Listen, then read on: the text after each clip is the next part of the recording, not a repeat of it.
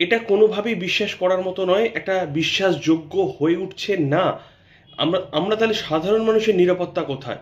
হতে পারে যে হয়তো আমরা সাধারণ মানুষ বলেই হয়তো আমাদের উপর এই ধরনের হামলা হবে না, কিন্তু যেখানে সৈফ আলী খানের মতো একজন সেলিব্রিটি, সে কোনো টিভি স্টার নয়, সে বলিউডের একজন ভালো অ্যাক্টর, ভালো পারফর্মার, তার বাড়িতে ঢুকে যেভাবে তার ওপর ছুরি দিয়ে আঘাত করা হয়, এটা কিন্তু মানা যাচ্ছে না।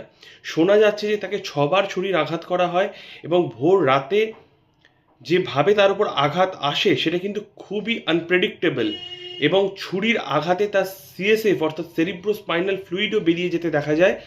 শিরদাঁড়া বরাবর ছুরির আঘাত হয়, 2 ঘন্টা কি 2.5 ঘন্টার একটা বড় অস্ত্রোপচার হয়। আপাতত লীলাবতী হসপিটালে তিনি রয়েছেন চিকিৎসাধীন, ওটি হয়ে গেছে, এবং ব্যান্ড্রা পুলিশ এ বিষয়ে তদন্ত করছে কে বা কারা কোন মোটিভে এই কাজ করালো।